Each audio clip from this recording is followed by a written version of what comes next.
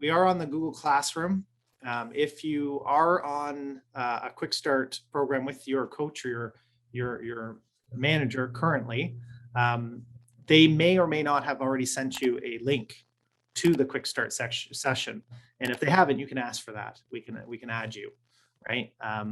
The Google Classroom's new. We've only been a month into it, so it's not something that everybody has used yet. The purpose of Quick Start or the Quick Start program in the classroom is that everything that you need will be in one spot. So you won't be running around to YouTube and to Remarketer and different places in order to get the material you're looking for. Even the Google Drive with the presentation, everything's in one spot. So as you can see, we've got 1 through 5 there, and then the last one is number 6, and it's listing a house. So that's what we're going to do today. So I'm going to click on that. And when you first log into Google Classroom and you get into Quick Start 6, you'll have the information at the top. There's a Meet link that your manager may or may not be using to connect with you. So you click on that to get into your scheduled appointment. So the one-on-one, and then at the top there's classwork, and that's where all the good stuff is. Within the classwork, you have a presentation section, and that's what I'm going to go through today with you. And then you also have the videos to watch. And if there's any clickable links or anything, we'll add that as well, or have added that as well. So the presentation today, I'm going to bring up every quick start session. We will do a review. So we'll do a review. And just a quick mention at the top, your process must be organized. Please give yourself enough lead time to review your first listing with your manager. Very similar to the conversation we were just having before the meeting today. Don't do things last minute, because then it will get rushed and not done properly. So have that lead time before and buy yourself some time, right, with your seller that's interested in obviously a market evaluation. You've done your presentation, which was session 5. And you say, listen, when I want to rush this to the market, have a plan in place.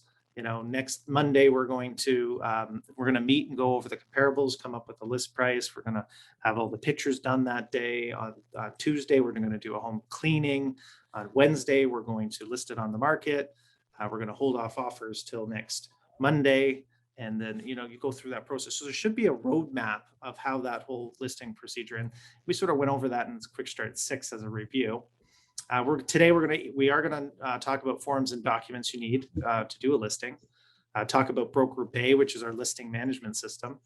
Advertising your listing, making the most out of your listing, and then we're going to wrap up the quick start sessions at the end.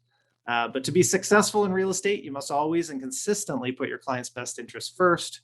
When you do, your personal needs will be realized beyond your greatest expectation, and it'll be a nice little roundup at the end of this session to really talk about that as well. It's the experience that you're giving your client that will build your business. So review from 5. I always ask these questions, and obviously this is a full session, so you're going to have to ask yourself these questions. Have you been reviewing a minimum of 10 homes per week? Now, we say review now. We used to say, have you been seeing? So we used to say, get out there and, do buyer previews and get out to the houses. We're almost to that point again where you can really be starting to show homes, not just showing for showing, but maybe to go through and book a preview for your client. So you go through the home by yourself. There are some open houses out there, but for the majority of what's been happening over the last year and a half, people have been just staying on top of every day, logging in at the beginning of the day into your MLS system, and at the end of the day, and seeing the new stuff that's come up as well as the things that have been selling, and really concentrate on what's happening within the marketplace that you want to be working in. So that when you're meeting with somebody at the party or the barbecue or whatever it is, and they ask you, your neighbor asks you how's the market, you can be specific on homes that just sold. And the neighbor will be impressed and then be asking you more questions, and then eventually use you or refer you to somebody else. That's the whole idea. Adding 10 more contacts into Remarketer with addresses. By the end of 6, if you've done 10 per week or 10 per session, you should be up to 60 contacts in there with addresses. And that's a very good business to start out, making about $80,000 to $100,000 a year with 60 people in there. Just to break into the industry, you need to establish those relationships, remind them that you're in the business. So that's so key and vital. The listing presentation, make sure the manager has that just to see it, go through it, see, say, how do you like this? And we'll go through it with you. Did you watch the CMA videos? Did you hand in a CMA? Have you done a CMA, which is a current market assessment of a house, so that you can easily go through and give a market assessment to a potential listing seller? And we'll review that with you as well. And did you log into partner.movesnap.com, or go through Remarketer and click on MoveSnap, which is this concierge service? There's a nice new feature with regards to MoveSnap, and that it's just not going to take care of the buy or sell and move. They're going to, when you sell a property, also provide an experience for a seller getting their house ready for sale. So that's kind of nice, and that's relevant this week to listing a house. So make sure that you're on MoveSnap and check out those new features. Mandatory forms when handing in a listing. So anytime you do a listing, you must have these forms filled out, right? You're working with a realtor. You should be very aware of that form. The listing agreement, the contract between our brokerage and the seller. The MLS data form, which is the form you're going to use in order to fill out. And it's all the details that you're putting into the MLS system, have that signed. Just so you know, even if you're not putting it on MLS right away and you just sign the listing agreement, still do the MLS data form. That'll allow us to load the listing as an exclusive. And we'll talk a little bit about that. But the listing agreement, I am a big proponent of having an exclusive listing signed first, just while you're getting the house ready. That protects you so that somebody doesn't come in and try and sell the house, because you're going to have a lot of contractors in there. A lot of people, the neighbors are going to know you're selling. Everybody's going to start to know the house is for sale. And if somebody gets wind of it, they can swoop in if you don't have a listing agreement. So do an exclusive listing agreement for a certain amount of time. And then when you're ready to list on the MLS in a few weeks, you will do an MLS listing. Okay. The FinTrack form, you should have already watched that video on how to fill out a FinTrack form, individual information record. The appointment information sheet, which is the information we give to the front desk to put in to BrokerBay so that they can book an appointment. And the sign order form if needed, if it's non-condo, if it's a townhouse or detached, they're going to need a sign order up. So we'll do that for you. There are more useful forms, of course, in the transaction template and web forms for the listing packages. Those are the mandatory ones that you have to do to get a listing up and going. Of course, there's other forms and side agreements and stuff that could be used depending on the scenario. And when the forms are ready, you've got them all filled out. You could have it all filled out within web forms, or you could have it filled out because you grabbed a package and wrote it out. You hand that into the front desk. So either you email it into the front desk, or you just hand the package into the front desk. They'll walk you through it. They'll check everything. If you're anything like me, when I was handing in listings, they'll probably say, you missed something here or missed something there. Oh, yeah, that's right. Okay. So we get that all done. Make sure it's perfect. To list a property to the MLS, the front desk administration creates that in web forms for you if you haven't already, and then they submit it to the MLS system from there. When it's been loaded, they'll send you a copy of the MLS listing to review it. Make sure you review it, make sure it's accurate. Again, mistakes are made, and if you've read something incorrectly or they've read something incorrectly, you need to make that adjustment right away. Make sure courts ruled. I mean, these are situations where realtors have got themselves into trouble, that you are responsible for the accuracy of the information entered in the MLS system. So somebody who's typed it for you is not the one that's responsible for it. So make sure that you have double checked to make sure it was done properly, and that also that you've measured everything properly, and the information that's in there is done properly. Don't just take it from a previous listing. If you're copying, the information somebody else's mistake, then you're responsible for that. So double check everything, make the measurements, double check the measurements, etc. information that's in there. And it's recommended that you use the Spotlight program for advertising. The reason being is we make sure that all the online advertising is done correctly. So any of the disclosures, web compliance, it also really makes sure that your search engine and everything you're found more than 2, 3, 4 times on even the first page of Google. So making sure that you have the good customer and client experience, and you're generating leads for that listing. Now, BrokerBay, some of you have heard, some of you may have already been in there. It's available on the desktop as well as your mobile device. I suggest downloading the app. Okay, it's our listing management system when you're listing a property. You have access through your BrokerBay through Android as well as Apple. And if you're not sure of your login, just have a look at your orientation manual because it'll be in there, instructions and everything. And again, if there's any issues, just speak to the front desk and they'll help you out. So this helps you organize your showings. All your showings that you do on buying, as well as showings on your property that you list, will all be in there. So all those notifications, those lockbox codes and everything will be there. You will be able to message listing agents on any updates. So within there, you can, oh, that person just showed the property. Let me send them a quick message. Very good for that. Feedback will come in through that system. You'll be able to attach offer instructions. For example, if you're holding off offers, we have a nice little offer instruction. We're holding off to this point, all the rules associated with what you're doing on that holding off offer, even some disclosures. Having that attached in BrokerBay makes it a lot easier. Manage offer registrations. So we'll be able to, any offers that come in on a property that's registered, or they call you and want to register, you can pop open the app, register the offer, and keep track of who's registered and when they're, what order they're in and when their irrevocables are, etc.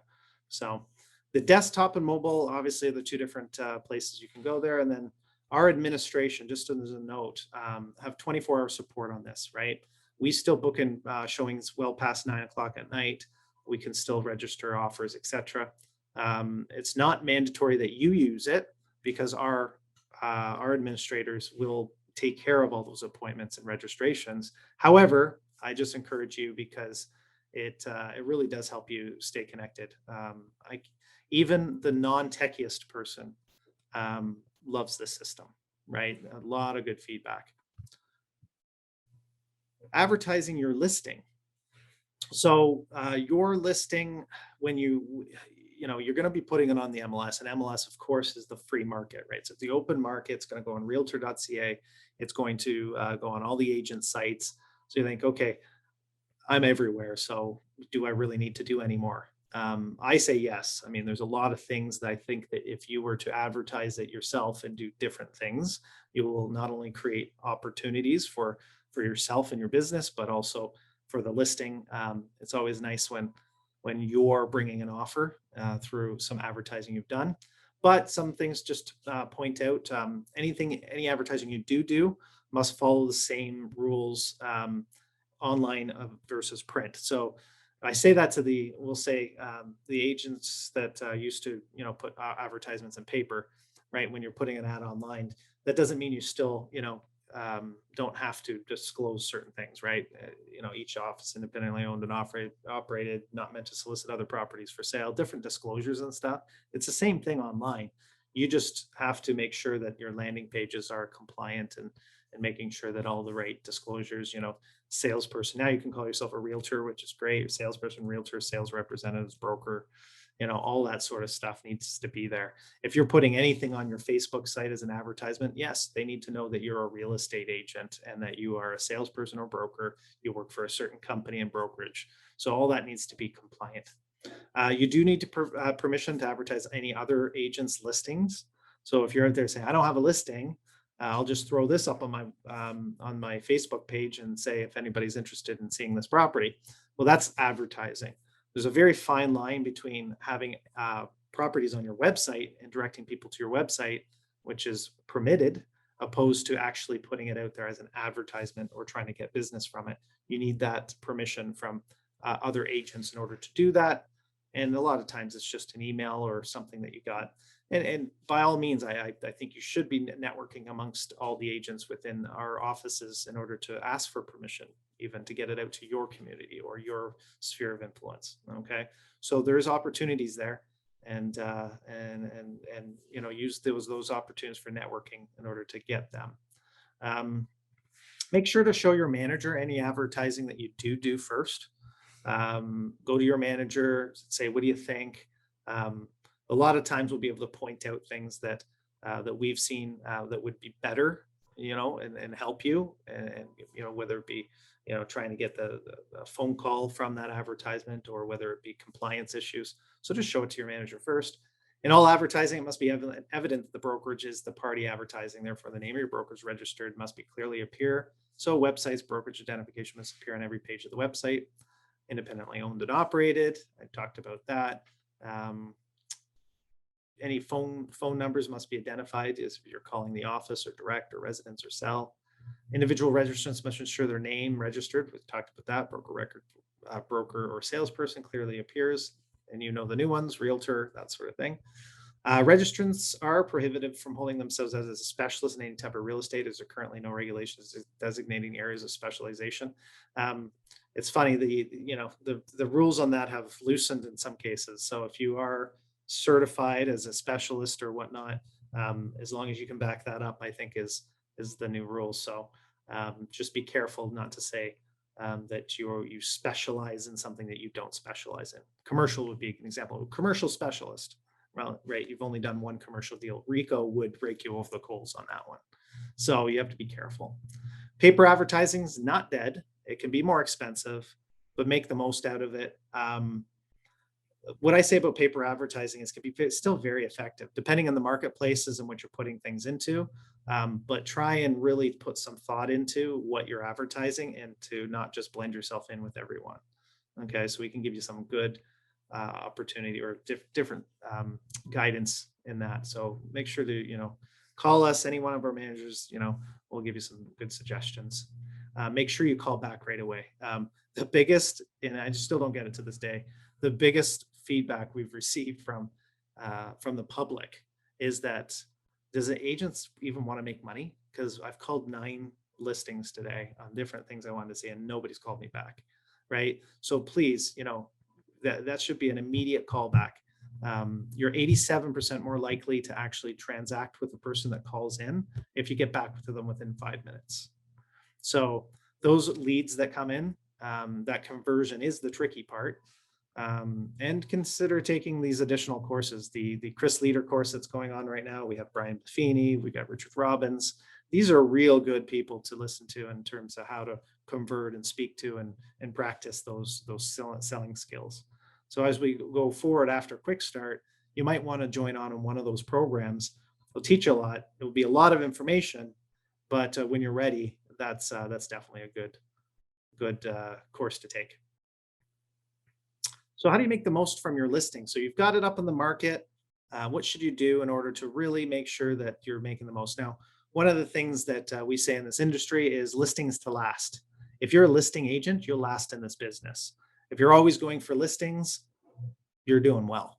If you're always going for buyers, it's going to be a bit of a scratch away at it, always clawing away at the next buyer and spending a lot of time showing houses. I'm not against being a buyer agent. Don't get me wrong. There's a lot of value to it, but listings really are gold. And you can make the most out of your listing if you properly advertise it, put some thought into it. Here's some of the top strategies I would make sure that you do on every single listing.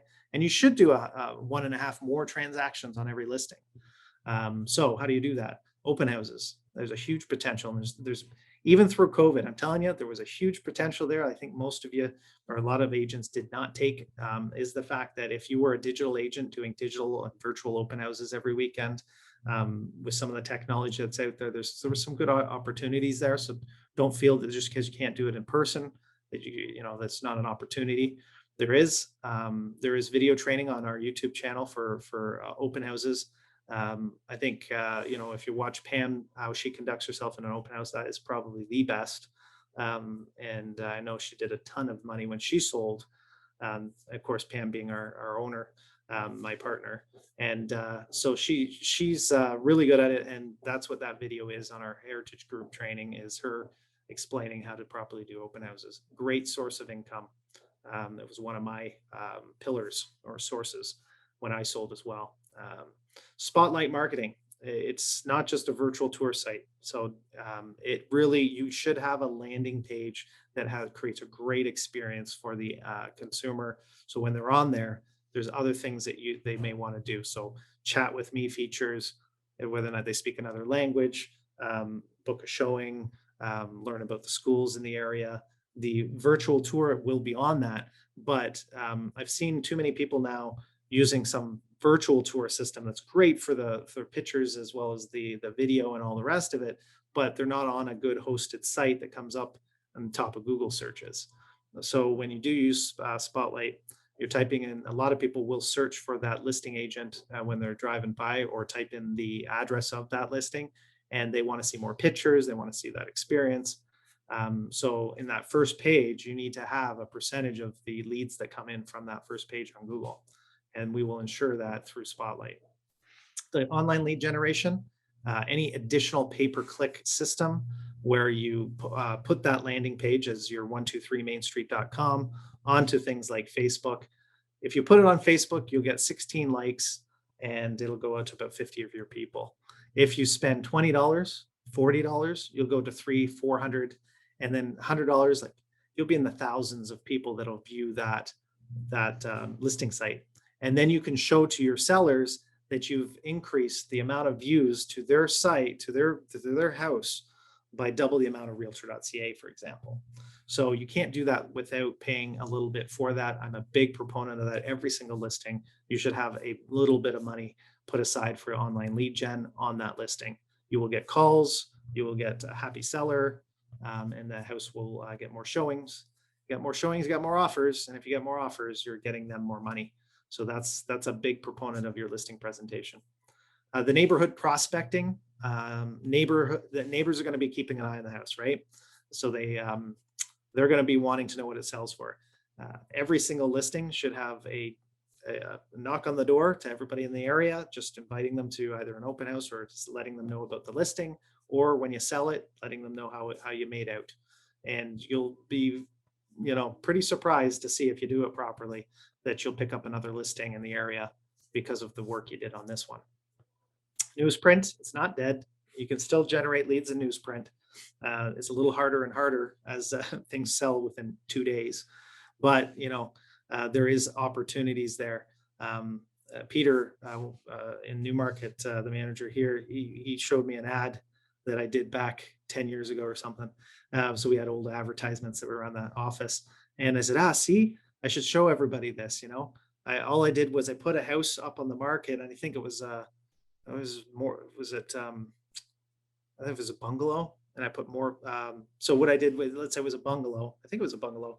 And I put, if you want a full list of all the bungalows in Newmarket, go to www.morebungalows.ca. And I had a landing page, right? So I created a newsprint advertisement that took them to a website that gave them a list of all the bungalows that were available. And of course, it was a landing page, and I sent them the list and followed up. So these are different things you can do in newsprint still.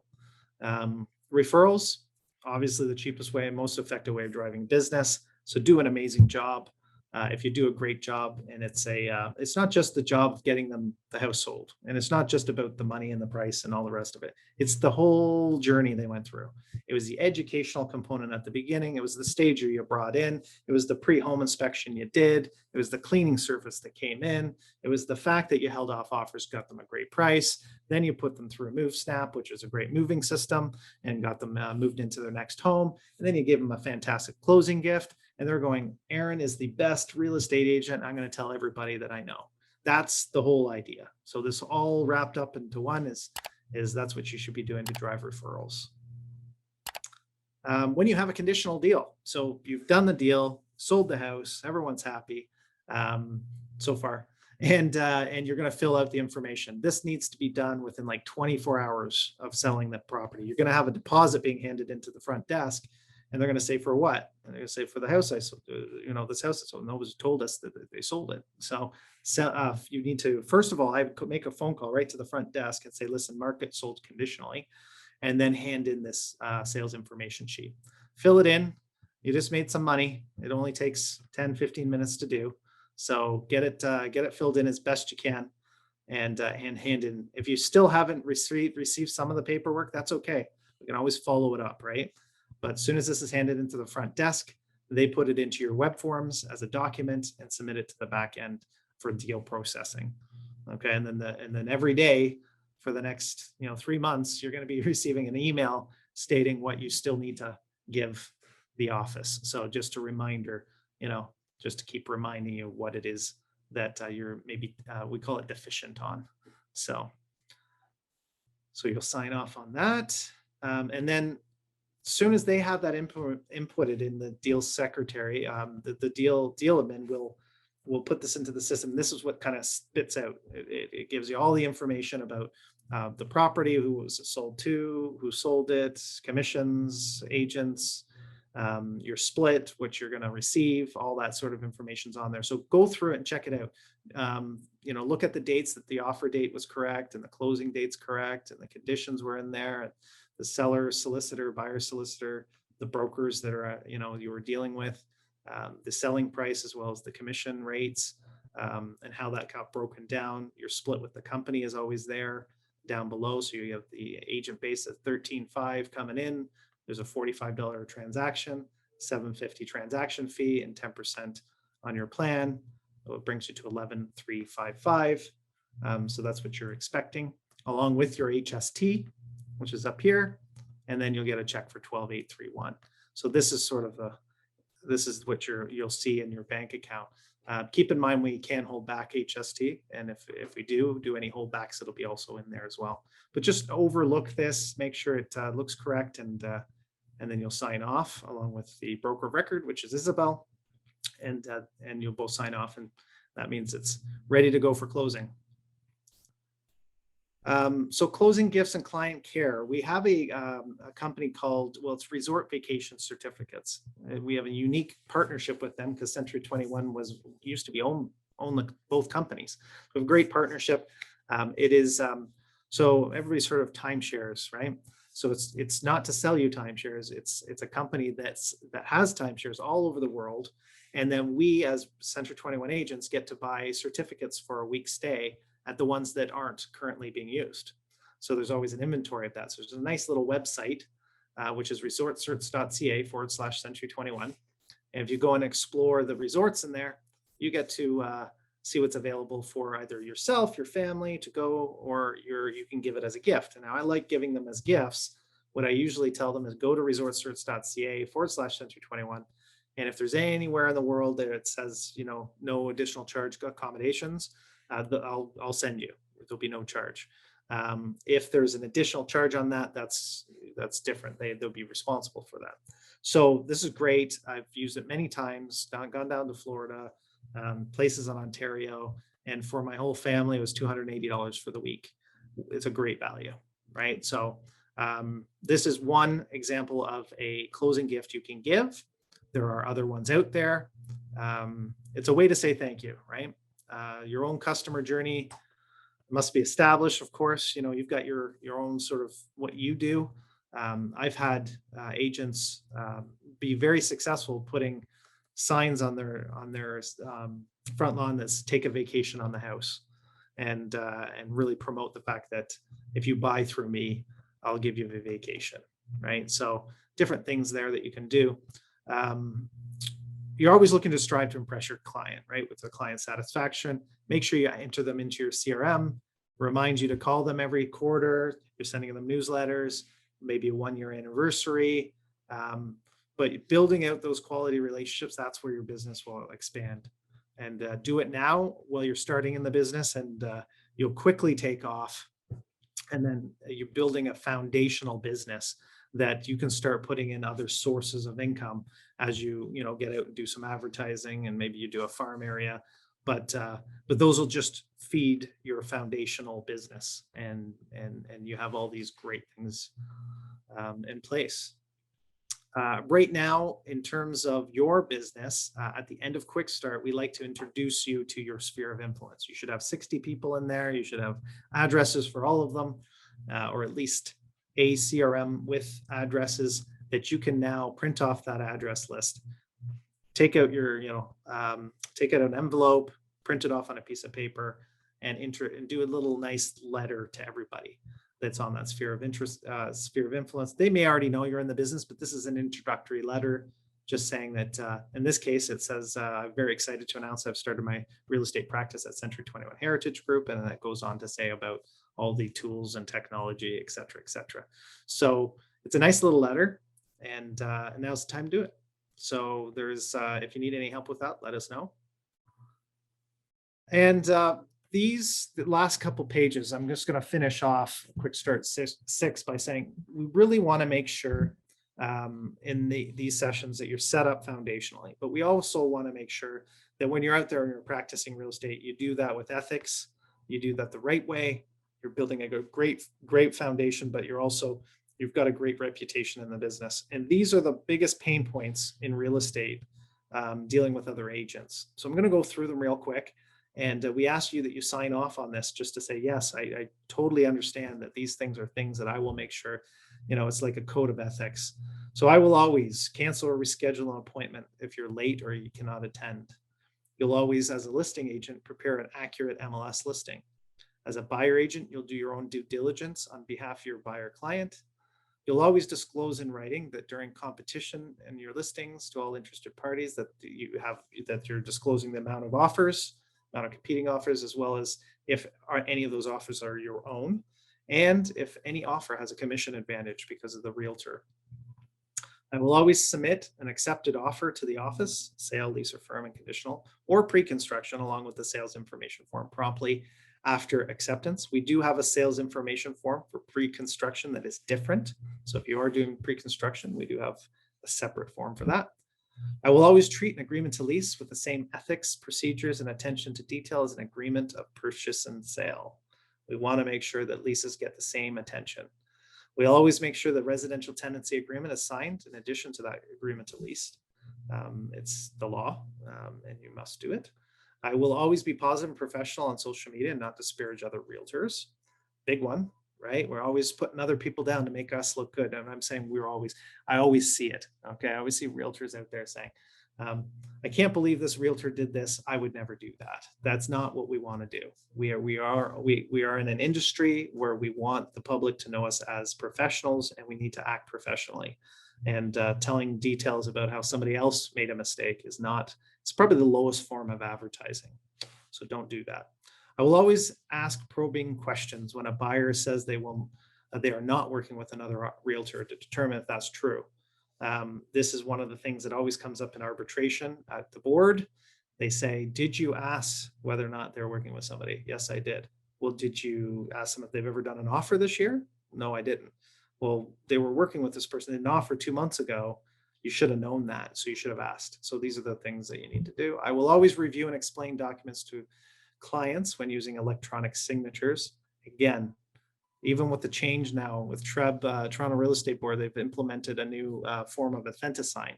And when you're signing, the big feature that they have on there is it's so much quicker. I'm like, it shouldn't be quicker. It should be more accurate. And they should be agents should be taking their time to explain what they're signing. So as much as the technology should be easy, it's not a quick process. You should still be going through that with them. I will always designate an agent within our brokerage to handle my clients and work when I'm away and let the front desk know. So when you are away, we've had phone calls into the office that's asking about the listing they have and said, well, they're in Florida, and we'd have no way of getting a hold of them or whatever. So make sure you do have somebody looking after your business. I will always present the registered disclosure of acquisition or disposition at offer presentation before the transaction, not after. Right. So if you are buying on behalf of yourself or somebody that's related to you, you must disclose that, and you have to do it ahead of time. It can't be something you go, oh, by the way, can you sign this? Because that could cause a big issue. I will always make any cashback or bonus promises in writing and have the client sign to acknowledge the exact amount. Sometimes we do offer incentives. Any incentives must be in writing prior to doing the deal again. And that needs to be clear and the understanding of the two minds. If it's not, somebody will be upset, and it will go to RICO, and we will lose that case. This has been precedent. You must be in writing. You can't just say it. Just a quick, I will never give a lockbox code to anyone. I'll never access a property outside of the confirmed appointment time. I'll always reduce my negotiations to writing. I will never disclose the contents of an offer to anybody else. I will never place tenants in a non-registered illegal basement apartment. Okay, if you're dealing with basement apartments in general, they need to be safe. And the municipality tells you if they're safe or not. and they have somebody come in and they do inspections and all this sort of stuff. If that's not been done and you've put somebody in there and a fire happens and unfortunate circumstances occur, there's liability there, both on yourself and the brokerage. And we're professionals. We don't put people in harm's way. I will never remove or replace a buyer on agreement of purchase and sale without management approval. That's just when you're dealing on a deal where the buyer needs to come off for finance reasons. There is some very careful clauses we need to put in there to make sure that original buyer stands to still be liable for the following through on what they committed to. Okay. I will never allow anyone, a friend, a relative, or licensed realtor outside the brokerage to handle any client interactions. So do open houses on your behalf or sign any documents or explain anything. This happens from time to time when you get people that are working at different brokerages and say, I'll do an open house for them. You can't provide service to somebody that doesn't have a co-listing agreement at least with them. Okay. So that's a nice little review of the most important things to make sure you do or don't do with regards to selling real estate. So you'll sign off on that. And at the end, this is sort of the end of Quick Start. This is the 6th session. We want to make sure that this is not what I would consider or say is an intense sales course. This is not supposed to. This Quick Start sessions that we just went through are foundations to get you up and going in real estate. Make sure those things are in place so you don't spend 5 years wasting time on the things that are less important. These are the things that you should have done if you're done all 6 courses. You should have a good understanding of your marketplace. You really should know the market. Make sure that you always keep in touch with the market.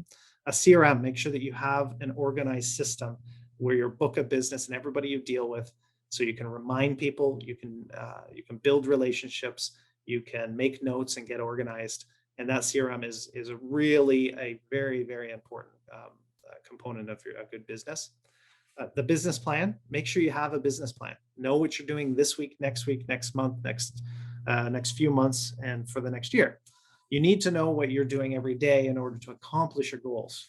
So make sure you have a plan, and it can be a small plan, a big plan, an involved plan, a simple plan, but there should be a plan, and it needs to be evaluated and followed through on. You should have a buyer's presentation.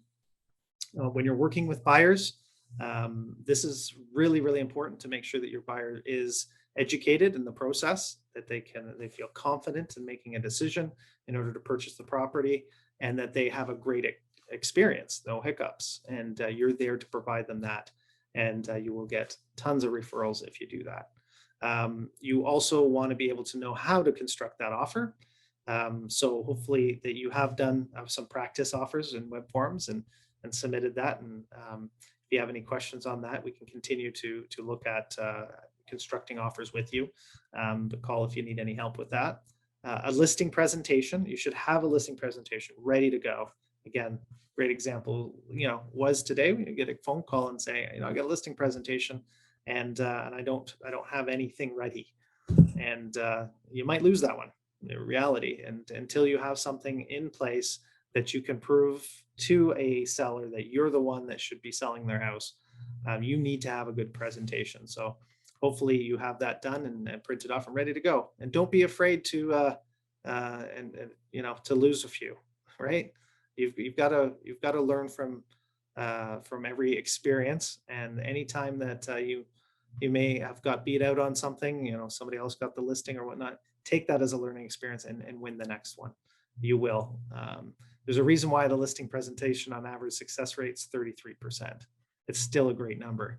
If you bat 330 and you got Vladimir Guerrero right now batting 320, is going to win MVP. So he only hits a ball 32% of the time, or gets on base 33% of the time. So that's okay, right? It's okay to not get every one. You just need more opportunities. Be able to list a home for sale. You should be able to put that up on the market it, get it sold, bring a seller right through that listing journey so that they, again, love the job you did for them, suggest you to others, and help build your business. Thank you so much for watching. If you like our video, please hit the like button, the subscribe, and even the little bell to get notifications, just so you can stay in touch and watch more of these great videos.